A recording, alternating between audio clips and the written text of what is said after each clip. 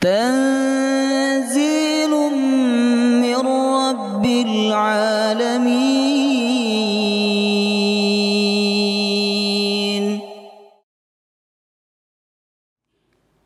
السلام عليكم ورحمة الله وبركاته.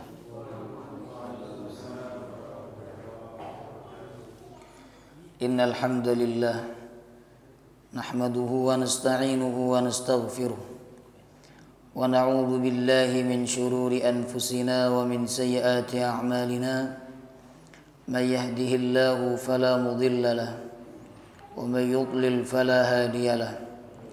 أشهد أن لا إله إلا الله وحده لا شريك له وأشهد أن محمدا عبده ورسوله لا نبي ولا رسول بعده. اللهم صل وسلم على نبينا محمد وعلى آله وصحبه أجمعين. سبحانك لا علم لنا إلا ما علمتنا إنك أنت العليم الحكيم. اللهم إنا نسألك علما نافعا ورزقا طيبا وعملا متقبلا آمين ya rabbal alamin. Alhamdulillah, malam hari ini kita bisa berkumpul kembali untuk mengkaji dan mengambil pelajaran dari kitab Umdatul Ahkam. Seingat saya, pertemuan bulan kemarin kita sudah masuk bab sifat salat Nabi sallallahu alaihi wasallam. Sebenarnya tidak ada yang baru dalam masalah salat, Bapak Ibu. Karena salat ini ibadah mahdhah yang mana waktu dan tata cara pelaksanaannya ditentukan oleh syariat. Sehingga dari zaman Nabi sampai sekarang salat ya begitu-begitu aja. Ya kan, rukuknya ya seperti itu, sujudnya seperti itu, bacanya juga seperti itu, tidak ada perubahan. Hanya saja kita sebagai seorang muslim perlu membaca kembali untuk mengukur sholat yang selama ini kita lakukan sudah sesuai tuntunan Nabi ataukah masih belum, ya. Bab yang ke-14 halaman 63, tata cara sholat Nabi.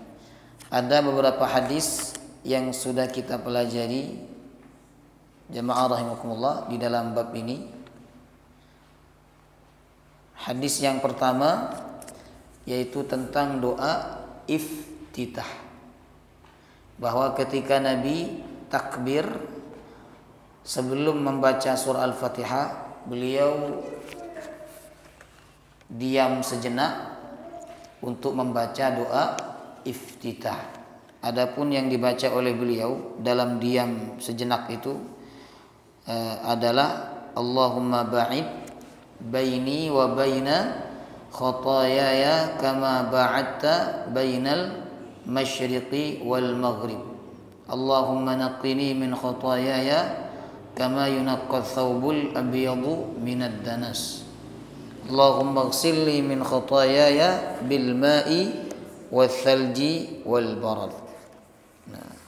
Doa iftitah Bapak Ibu ada 3 yang masyhur. Sebenarnya doa iftitah itu banyak ya, tapi yang masyhur ada 3. Ini sama yang wajjahtu wajhiya lilladzi fataras samawati wal ard hanifan musliman wa ma ana minal musyrikin inna salati, dan seterusnya. Yang ketiga, doa iftitah yang masyhur adalah Subhanakallahumma wa bihamdika. Lupa ya, karena nggak diamalkan, jadi lupa. Ilmu tuh begitu, kalau nggak diamalkan lupa. Padahal ini doa iftitah yang paling pendek. Subhanakallahumma wa bihamdika wa tabarakasmuka wa ta'ala jadduka wa la ilaha ghairuka. Ya. Bahkan sahabat Umar bin Khattab ketika mengajarkan doa iftitah, beliau mengajarkan doa iftitah yang ini, subhanakallahumma. Termasuk juga Imam Ahmad bin Hanbal mengatakan tidak ada doa iftitah yang paling kuat riwayatnya melebihi doa iftitah subhanakallahumma wa bihamdika wa tabarakasmuka wa ta'ala jadduka wa la ilaha ghairuka. Ya. Diusahakan panjenengan hafal tiga-tiganya. Ya, hafal tiga-tiganya. Kalau dibaca langsung tiga boleh nggak? Boleh. Tapi ketika sholat sendiri. Kalau sholat berjamaah jangan, nanti makmumnya kecapean karena nunggu imamnya baca doa iftitah langsung tiga. Ya. Kemudian hukum doa iftitah kita udah belajar bulan kemarin. Hukumnya apa? Sunnah apa wajib? Sunnah. Hukum doa iftitah adalah sunnah, tidak wajib. Jadi panjenengan baca doa iftitah enggak baca, sholatnya tetap sah. Jamaah rahimakumullah. Ya. Kemudian hadis berikutnya, hadis 87, bahwa Nabi membuka sholatnya dengan takbir, kemudian membaca Alhamdulillahi Rabbil Alamin tanpa membaca doa iftitah, menunjukkan doa iftitah itu sunnah. Lalu beliau setelah membaca Alhamdulillah, biasanya beliau membaca surat, ya. Kemudian apabila beliau ruku, beliau tidak menunduk dan juga tidak mendongak, tetapi antara keduanya, Bapak Ibu. Kenapa? Supaya kepala kita lurus dengan punggung. Kalau kita menunduk, jamaah rahimakumullah, kepala kita nggak lurus, atau kita mendongak, kepala kita juga nggak lurus dengan punggung kita. Kemudian Nabi SAW apabila mengangkat kepalanya dari ruku, maka beliau tidak akan sujud kecuali sudah betul-betul berdiri. Jadi bukan setengah berdiri lalu sujud, enggak. Nabi ruku kemudian setelah itu berdiri tegak baru sujud. Jamaah rahimakumullah. Kemudian Nabi tidaklah mengangkat ketika beliau mengangkat kepala dari sujud, beliau tidak akan sujud untuk yang kedua kalinya kecuali beliau betul-betul duduk dengan sempurna, dengan tegap. Karena ada sebagian orang itu duduknya belum sempurna sudah sujud yang kedua. Ini tidak sah. Karena dia tidak tumakninah pada duduk di antara dua sujud. Dalam mazhab Syafi'i, duduk di antara dua sujud itu wajib tumakninah. Ya kan? Kemudian setiap 2 rakaat Nabi tahiyat, membaca tahiyat, at-tahiyatu lillah. Setiap 2 rakaat, mau sholat subuh, sholat duhur, sholat asar, sholat maghrib, sholat isya, setiap 2 rakaat selalu ada tahiyat, kecuali sholat sunnah.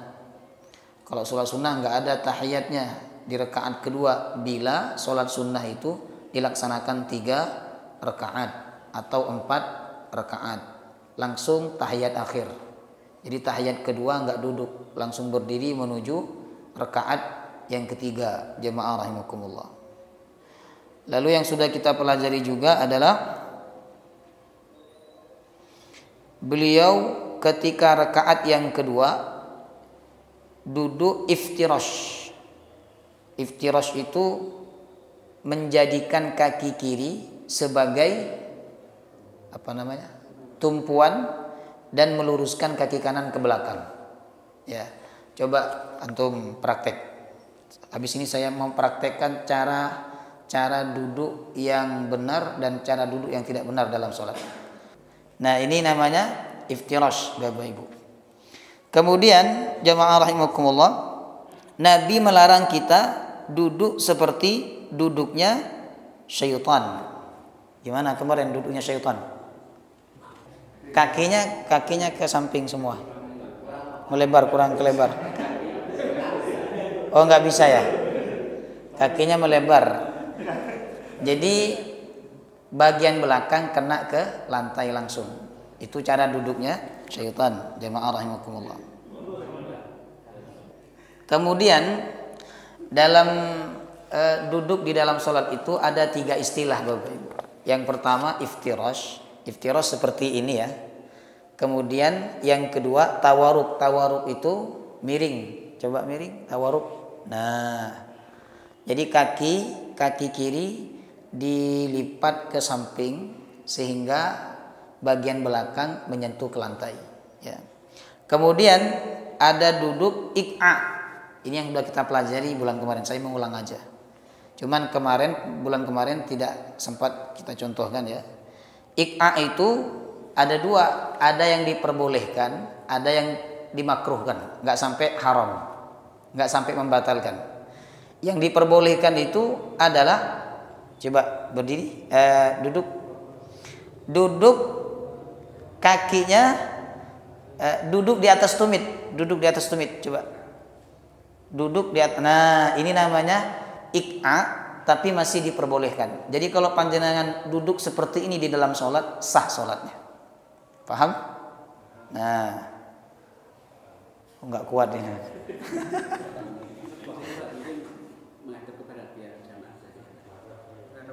Oh, menghadap ke barat. Nah, ini duduk ik'a yang diperbolehkan, masih diperbolehkan. Walaupun ini tidak utama ya. Yang utamakan yang iftirash tadi atau yang tawaruk, ya kan? Ini masih diperbolehkan dan hukumnya tidak makruh, jamaah rahimakumullah. Ya. Kemudian ada duduk ik'a. Ik'a itu duduk yang menyerupai hewan yang dimakruhkan. Artinya ini dapat mengurangi kesempurnaan sholat kita, ya kan? Baik sholat sendiri maupun sholat berjamaah. Yaitu bersandar ke tangan kiri yang diletakkan di belakang. Seperti tahiyat akhir. Nah, terus tangan kirinya ke belakang. Nah, ini hukumnya makruh. Ya. Kemudian jemaah rahimakumullah, termasuk juga ya duduk yang dilarang di dalam sholat adalah duduk dengan melipat kedua kaki dan pantat duduk di antara keduanya sehingga pantat menyentuh lantai. Ini tadi duduk syaitan itu ya. Kemudian yang kedua sudah berarti. Nah, duduk bersandar dengan menggunakan tangan kiri tadi kan sudah jelas ya, itu hukumnya makruh. Yang ketiga, duduk dengan mengangkat kedua lutut. Bukan selonjoran tapi duduk. Coba. Jangan duduk dulu, duduk, angkat kakinya. Nah, ini kalau panjenengan sholat begini, teman-teman, bapak-bapak, ibu, tetap sah. Nah, tetap sah. Jadi begini, at-tahiyatul. Ini tetap sah, tapi hukumnya makruh. Jadi duduk model seperti apapun di dalam sholat itu hukumnya sah-sah saja. Tapi ada yang boleh, ada yang makruh. Ada yang afdal. Yang afdal itu duduk iftirash dan duduk tawaruk, jamaah rahimakumullah. Cuma kan duduk begini ini susah. Jangan bangun dari sujud duduk begini ini susah, jemaah. Tapi boleh, ya kan? Mungkin panjenengan nggak bisa melipat kakinya ke belakang, akhirnya duduknya seperti ini, sah-sah saja, jemaah rahimakumullah. Bahkan ulama mengatakan kalau dia bisanya duduk seperti ini di dalam sholat, maka dia nggak boleh sholat duduk, dia tetap harus berdiri sholatnya. Kemudian nanti setelah sujud dia bangun duduk dalam kondisi seperti ini. Paham? Jadi ada jemaah rahimakumullah, ada 3 cara duduk yang dilarang, yang makruh dan dilarang di dalam sholat. Duduk seperti duduknya syaitan, kemudian bersandar ke tangan kiri, kemudian yang ketiga mengangkat kedua lutut. Itu hukumnya makruh. Ya. Ini di dalam sholat. Kalau di luar sholat la ba'sa, nggak apa-apa. Jadi panjenengan duduk seperti duduknya syaitan di luar sholat, tidak masalah. Yang makruh itu ketika di dalam sholat. Nah, duduk di luar sholat yang dilarang oleh Nabi itu pertama, duduk dengan tangan kiri yang diletakkan di belakang. Coba. Nah, enggak, sila. Nah, terus. Nah, ini Nabi tidak suka duduk seperti ini. Tapi tangan kiri tok. Kalau dua tangan, coba dua tangan. Nah, ini nggak apa-apa. Karena yang dilarang adalah bila tangan kiri saja. Kan kita ngikuti hadis. Hadisnya tangan kiri berarti tangan kiri tok. Kalau dua tangan tidak masalah. Jamaah rahimakumullah. Paham ya? Apalagi pengajian panjenengan gini. Ya kan? Nah, itu menunjukkan ketidaksungguhan. Oh, yang kanan saja nggak apa-apa. Karena yang dilarang yang kiri. Ada hikmahnya itu. Jantung kan sebelah kiri. Jadi kalau kita gini, jantung kita kejepit sehingga tidak maksimal memompa, Bapak Ibu. Ya. Kemudian yang kedua yang dilarang itu duduk di luar sholat adalah duduk di antara panas dan dingin, panas dan teduh. Paham? Jadi adab ini panas, yang ini teduh. Panjenengan duduk di antaranya. Ini karena bisa merusak suhu badan. Jadi bingung badannya ini mau dikasih panas atau masih teduh kan?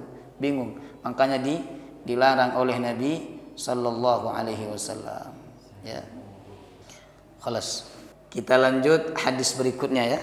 Kemarin kita sampai hadis nomor berapa? 88. Berarti sekarang masuk hadis 89. 89 tentang sujud. Dari Ibnu Abbas radhiyallahu anhuma. Qala Rasulullah sallallahu alaihi wasallam, umirtu an asjuda ala sab'ati a'dhum 'ala al-jabhah wa asyara bi yadihi ila anfihi wal yadaini war rukbataini wa atrafil qadamaini. Ibnu Abbas radhiyallahu anhuma menuturkan bahwa Rasulullah sallallahu alaihi wasallam bersabda, aku diperintahkan untuk sujud di atas 7 tulang atau di atas 7 anggota. Yang pertama, kening. Nabi menunjuk kening sekaligus ke hidungnya. Jadi gini. Karena kening ini pada umumnya sejajar dengan hidung, jamaah rahimakumullah. Ya kan? Kecuali hidungnya pesek. Itu hidungnya kok tertekan jadi. Kemudian Bapak Ibu jamaah rahimakumullah, yang kedua telapak tangan kanan, yang ketiga telapak tangan kiri, yang keempat lutut kanan, yang kelima lutut kiri, yang keenam ujung jari kaki kanan, yang ketujuh ujung jari kaki kiri. Jadi 7 anggota ini wajib menyentuh ke lantai ketika sujud. Kalau ada salah satu yang diangkat, maka tidak sah sujudnya. Misalnya panjenengan ngangkat tangan ketika sujud, ini tidak sah. Atau ngangkat satu kaki ketika sujud juga tidak sah. Harus nyentuh.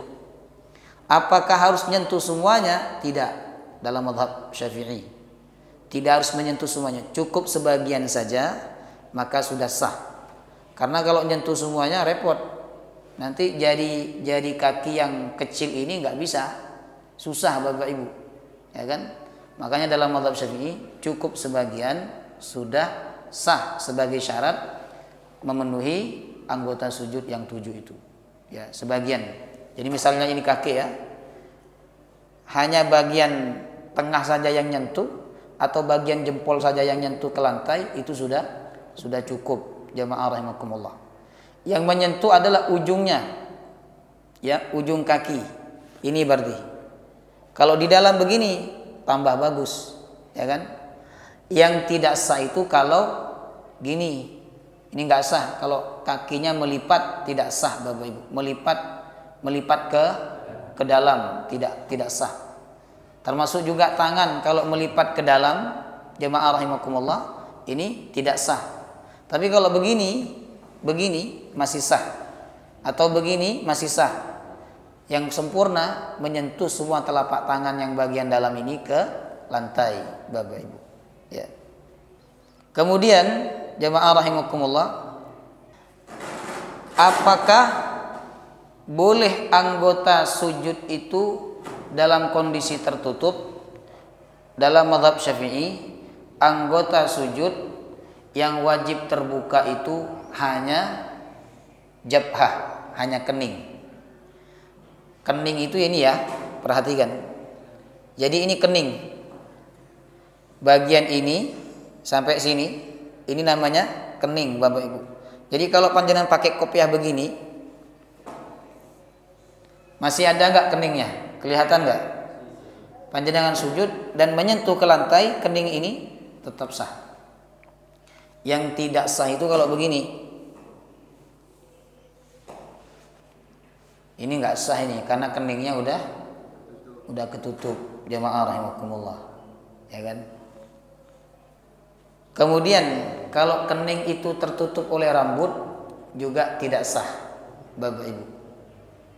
Kecuali rambutnya jarang-jarang, ya kan masih ada bagian kening yang kena ke lantai langsung, maka ini masih dikatakan sah. Adapun sholat pakai kaos tangan, sholat pakai kaos kaki itu sah-sah saja, ya kan, tidak berpengaruh kepada tidak sahnya sholat. Jadi sah-sah saja.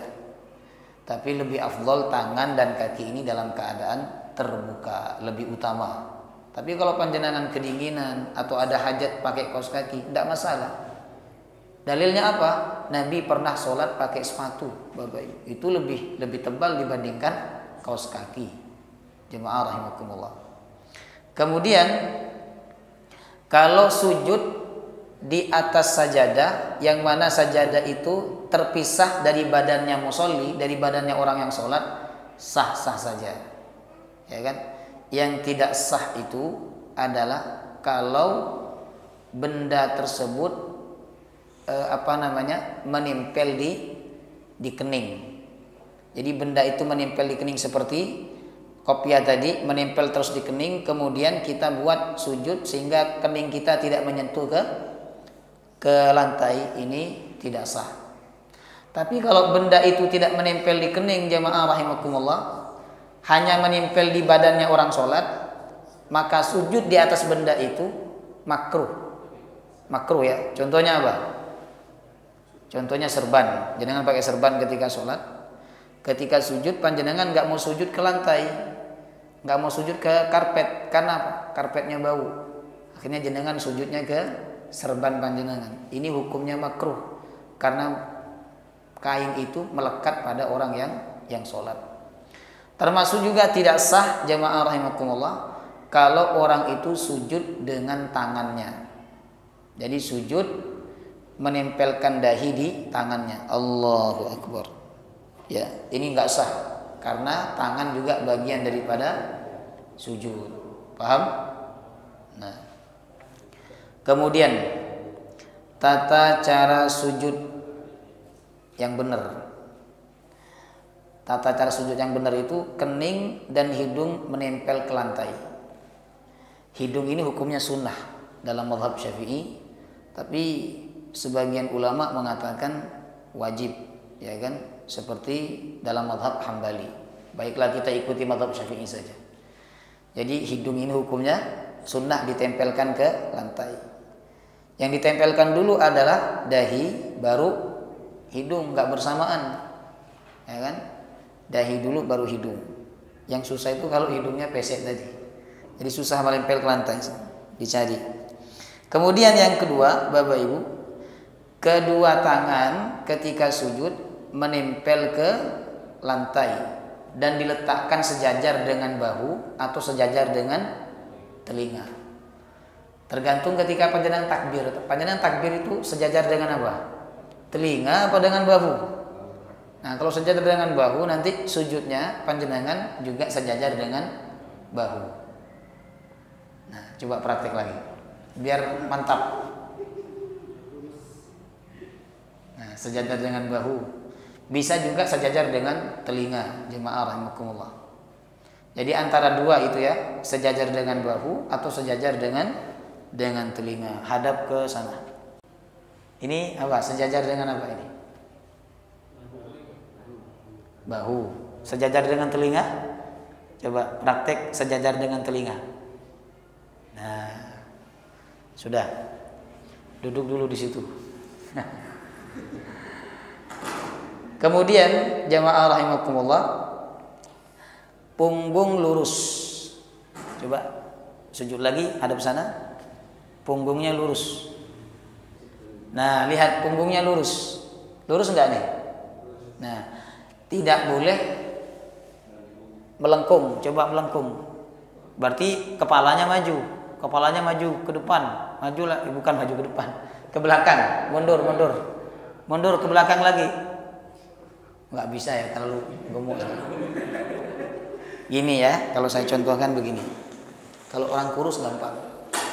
Jadi tidak afdal sujud seperti ini. Ya. Karena punggungnya tidak lurus. Yang benar itu yang utama itu begini. Nah, lurus Bapak Ibu. Paham? Kemudian lengan tangan diangkat sehingga ketiaknya kelihatan kalau nggak pakai baju. Ya, diangkat begini. Tapi bukan begini, ya. Sewajarnya saja. Lalu jemaah rahimakumullah, yang kelima, lutut menempel ke lantai dan paha jauh dari perut.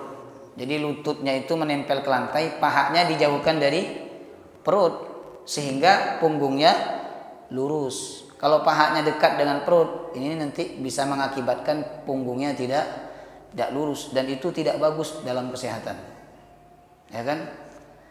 Kemudian Bapak Ibu jamaah rahimakumullah, jari-jari kaki mengarah ke arah kiblat. Coba hadap kiblat berarti antum. Jari kakinya menghadap ke arah kiblat. Nah, dan yang terakhir kedua tumit dipertemukan. Kedua tumit dipertemukan. Ini benar, sudah cukup. Alhamdulillah. Ya. Itu cara sujud yang benar sesuai yang diajarkan oleh Nabi sallallahu alaihi wasallam. Adapun hadis yang menyebutkan bahwa kaki itu dalam keadaan renggang, tidak menempel, itu hadisnya dhaif. Yang sahih, yang kuat adalah ketika tumit kanan dan tumit kiri bertemu. Ya kan, di dalam sujud. Kemudian ketika sujud, apa yang dibaca? Yang dibaca subhana rabbiyal a'la atau ditambah subhana rabbiyal azimi, subhana rabbiyal a'la wa bihamdihi, atau baca subuhun qudusun rabbul malaikati warruh, atau baca subhanakallahumma rabbana wa bihamdika allahumma firli. Baca subhana rabbiyal a'la cukup satu kali, sunnah 3 kali. Jemaah rahimakumullah. Kemudian dianjurkan memperbanyak doa ketika sujud, ya. Nah, cara turun untuk sujud itu caranya ada 2. Ya kan? Jadi cara yang pertama lutut dulu baru tangan. Cara yang kedua tangan dulu baru lutut. Dua-duanya terdapat hadis yang sama-sama kuat. Jemaah rahimakumullah, ya.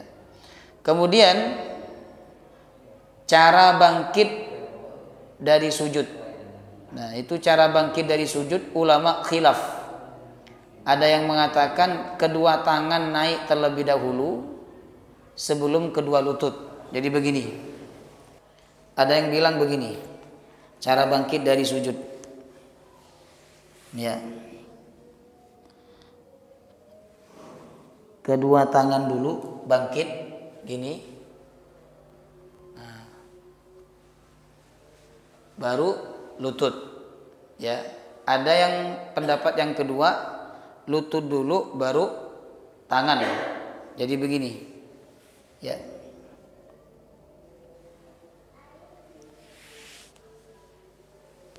Paham? Nah, itu 2 cara tersebut diperbolehkan karena memang ada landasan hadisnya jemaah rahimakumullah. Lalu ada 5 larangan dalam sujud. Ini perlu diperhatikan, ya. Yang pertama, tidak boleh turun untuk sujud seperti turunnya onta. Gak boleh. Contohnya begini. Turunnya onta itu begini. Allah. Nah, ini gak boleh. Paham? Pak Deddy biasanya ini. Enggak. Allah. nggak boleh. Ini yang pertama, larangan yang pertama. Yang kedua, jamaah rahimakumullah, menghamparkan tangan seperti binatang buas ketika ketika duduk atau ketika selonjoran ya, apa bahasanya itu? Gini, nggak boleh. Gini nggak boleh. Kalau gini bahaya, nanti berubah. Paham ya? Itu larangan yang kedua. Yang ketiga, tidak boleh sujud seperti ayam yang mematok. Ya, jadi gini. Tidak ada tumak ninahnya. Itu nggak boleh dan sholatnya tidak sah. Kalau yang lain-lain tadi hukumnya makruh, tapi yang ini membuat sholatnya tidak sah. Sujud gini.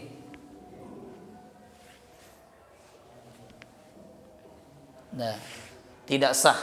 Ya, ini bukan hanya makruh, bukan hanya dilarang, tapi juga menyebabkan sholat tidak sah.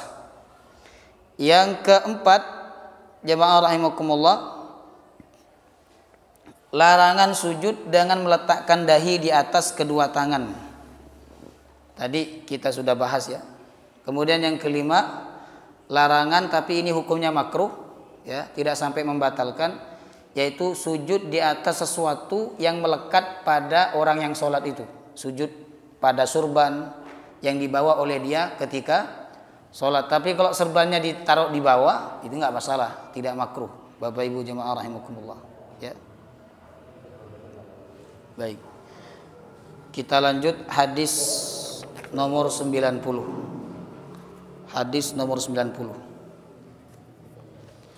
Dari Abu Hurairah radhiyallahu an menuturkan bahwa Rasulullah sallallahu alaihi wasallam apabila berdiri untuk salat yukabbir, beliau bertakbir, yaitu takbiratul ihram.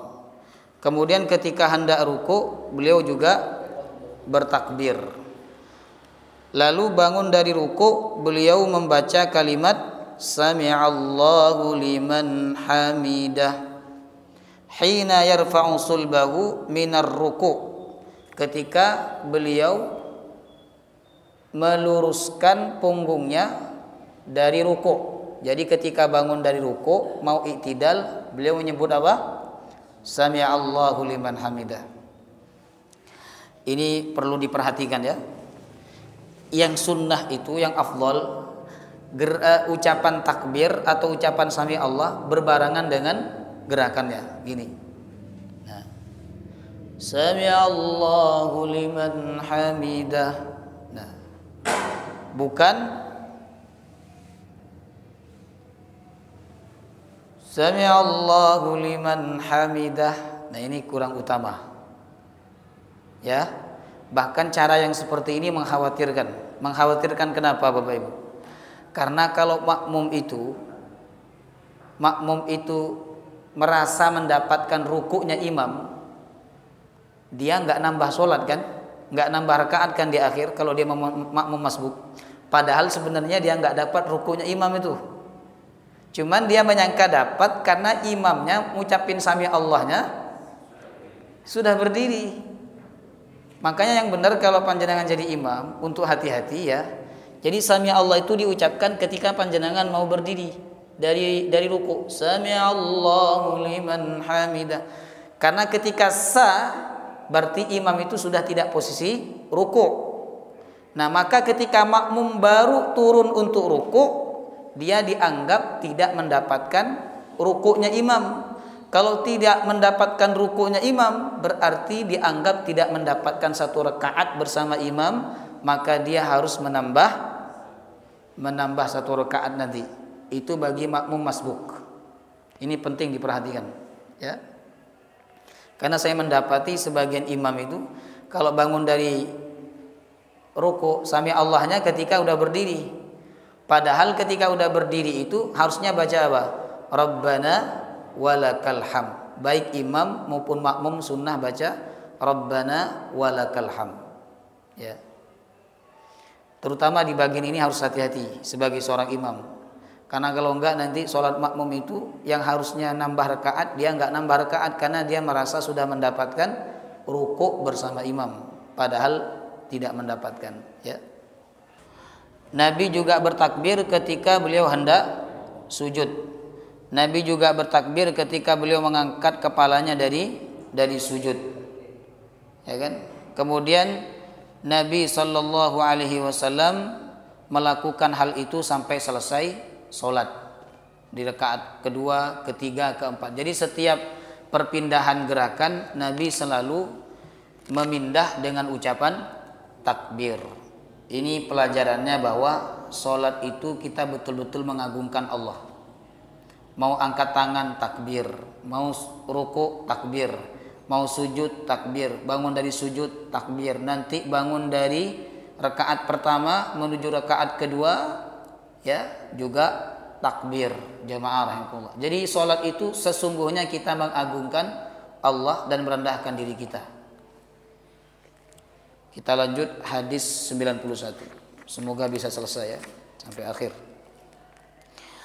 Dari Muttarib bin Abdullah mengatakan, aku dan Imran bin Husain mengerjakan sholat di belakang bermakmum kepada sahabat Ali bin Abi Thalib radhiyallahu anhu. Jika hendak sujud maka beliau bertakbir. Jika mengangkat kepalanya maka beliau juga bertakbir. Ini sujud ya, berarti ngangkat kepala dari sujud takbir. Jika bangkit dari rakaat kedua maka beliau juga bertakbir. Ketika selesai sholat, Imran bin Husain memegang tanganku dan mengatakan, cara sholat ini mengingatkanku dengan tata cara sholat Nabi Sallallahu Alaihi Wasallam.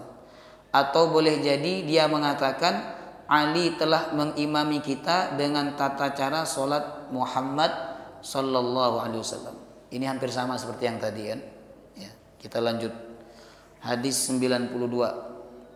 Dari Barra bin Azib radhiyallahu anhuma qala, aku pernah memperhatikan salat Nabi Muhammad sallallahu alaihi wasallam.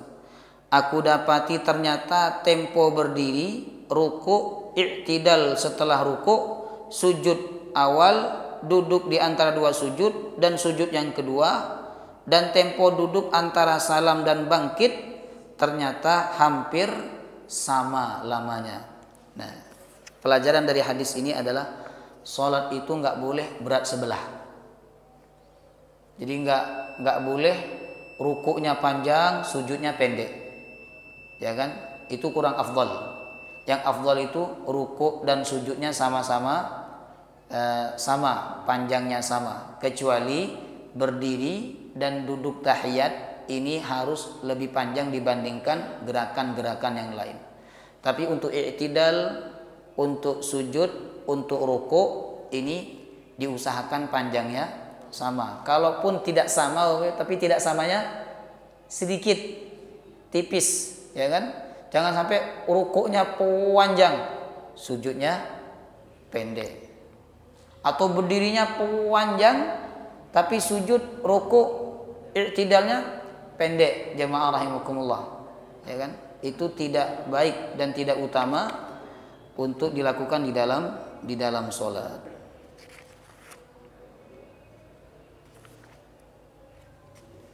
Kemudian hadis berikutnya, sabar. Sabit bin Al-Banuni meriwayatkan dari Anas bin Malik, dia berkata, sesungguhnya aku tidak akan mengurangi lamanya sholat ketika mengimami kalian sebagaimana ketika Rasulullah mengimami kami. Sabit mengatakan Anas lantas melakukan sesuatu yang belum pernah kulihat kalian melakukannya. Jika mengangkat kepala dari ruku maka dia berdiri tegak hingga ada yang berkata Anas telah lupa. Jika mengangkat kepala dari sujud maka dia diam hingga ada yang berkata Anas telah lupa. Ini boleh i'tidal panjang, boleh juga duduk di antara dua sujud panjang, boleh, disyariatkan. Tapi sekali lagi harus apa tadi? Harus sama, sujudnya panjang, duduk di antara dua sujudnya juga panjang, Bapak Ibu. Ya. Nah, kemudian hadis 94. Anas bin Malik mengatakan, aku pernah mengerjakan sholat di belakang imam yang sholat. Aku belum pernah mengerjakan sholat di belakang imam yang sholatnya lebih ringkas dan lebih sempurna daripada Rasulullah. Jadi adab menjadi imam itu harus meringkas, tidak boleh panjang-panjang. Karena di antara makmum itu ada yang lemah, ada yang sakit, ada yang punya hajat. 95. Nah, 95 ini saya terangkan saja ya. Duduk ketika bangkit dari sujud untuk rakaat yang berikutnya. Itu kan ada jalsah istirahat begini. Ini rakaat pertama.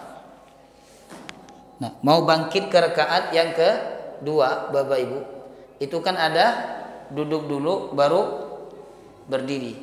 Ulama sepakat semua ini boleh. Tapi ulama berbeda pendapat mengenai apakah sunnah atau tidak sunnah. Jadi dalam mazhab Syafi'i sunnah, tapi dalam mazhab yang lain tidak sunnah.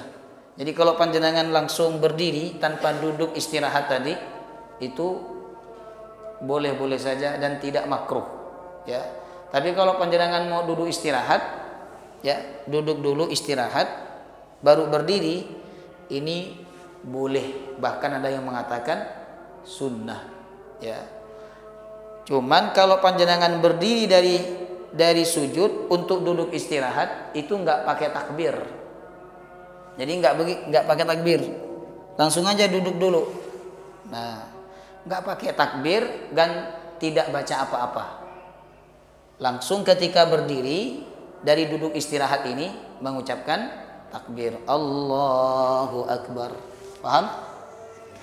Ya. Wallahu ta'ala a'lam bissawab.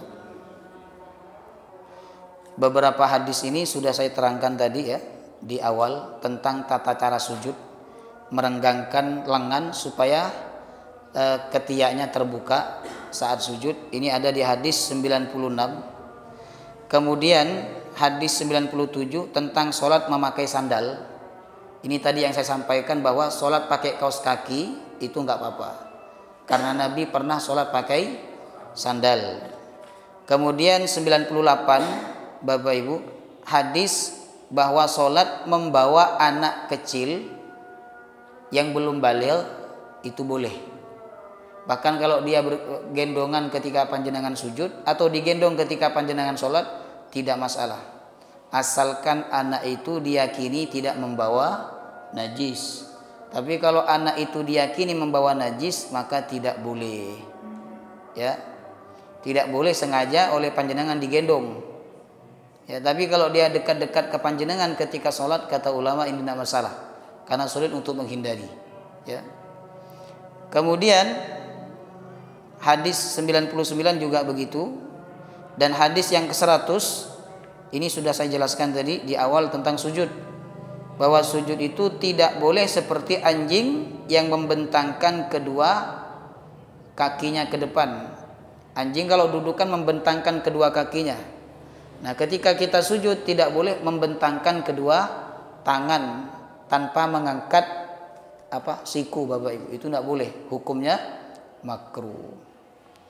Wallahu taala a'lam bissawab.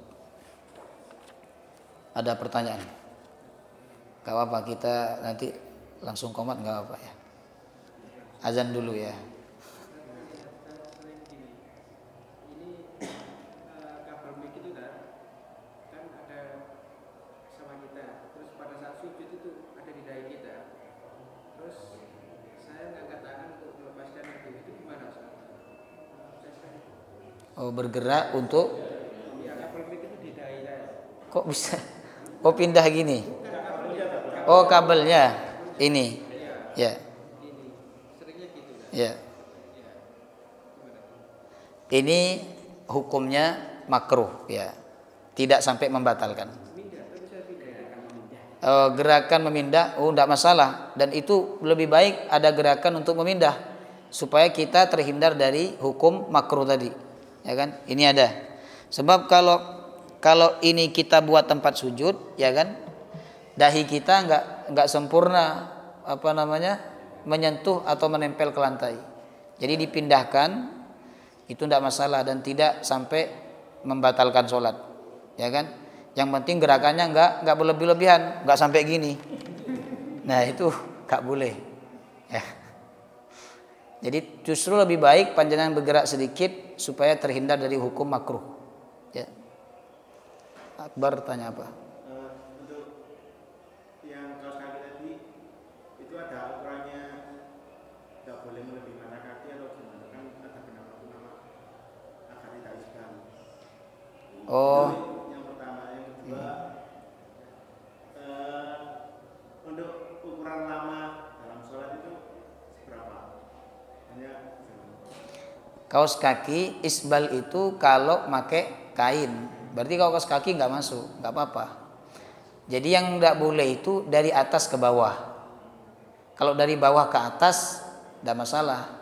Jangan pakai kaos kaki menutupi mata kaki, tapi kain yang panjenengan pakai itu tidak sampai ke mata kaki, ya kan? Itu tidak dianggap isbal. Paham ya? Jadi isbal itu kain yang dipakai, baik kain itu celana atau gamis yang dipakai sampai menutupi mata kaki. Hah? Kaos kaki nggak termasuk juga sepatu, nggak termasuk, ya. Kemudian jamaah rahimakumullah, sehingga tidak masalah panjenengan sholat pakai kaos kaki menutupi mata kaki di dalam sholat, nggak masalah. Hukumnya tidak makruh, Bapak Ibu. Jadi boleh-boleh saja. Yang ketiga tadi apa? Ukuran lama di dalam sholat, ya. Nah itu dikembalikan kepada hadis Nabi. Jadi ukuran lama itu kalau bacaan, kalau melebihi kesanggupan orang-orang pada umumnya. Jadi orang biasanya kalau di kampung kan baca satu halaman itu sudah panjang. Kalau di perkotaan satu halaman masih bisa lah diikuti, ya kan? Tapi kalau di kampung nggak bisa. Makanya kalau kita sholat di perkampungan, kita nggak usah baca satu halaman. Dalam rakaat pertama mungkin baca setengah halaman toh, rakaat kedua baca setengah halaman saja. Karena ketika ada sahabat ngimami dengan bacaan yang panjang, Nabi merekomendasikan dia untuk baca surah Asy-Syams dan Al-Lail. Asy-Syams itu setengah halaman, Al-Lail juga setengah halaman. Itu ukuran sedang. Berarti lewat daripada itu dikatakan panjang. Tapi ini kembali kepada kebiasaan masing-masing tempat, ya. Pak Yudi. Terkait ke posisi sujud tadi, ya. Ketiak harus dianjurkan untuk nampak. Itu terjadi problem pada waktu kita mungkin sholat berjamaah. Yang posisi yang itu kan tidak bisa berubah. Bahkan terkadang menutup itu bagaimana? Baik, itu cara penataan shaf yang kurang bagus. Jadi harusnya walaupun sholat berjamaah tetap berusaha untuk membuka ketiak saat sujud, ya kan? Kecuali memang betul-betul mepet dan itu nggak masalah. Membuka ini kan hukumnya sunnah. Jadi kalau panjenengan menutup ini tetap sah sholatnya, ya kan?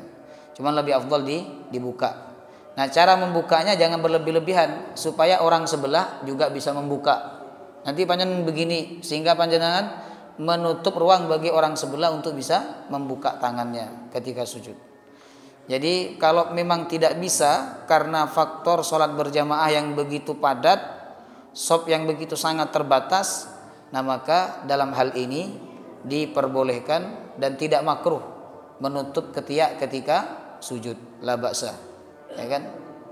Tapi sebisa mungkin dibuka ketika sujud, ya kan? Mungkin agak lebih maju ketika sujud atau agak lebih mundur, tidak masalah.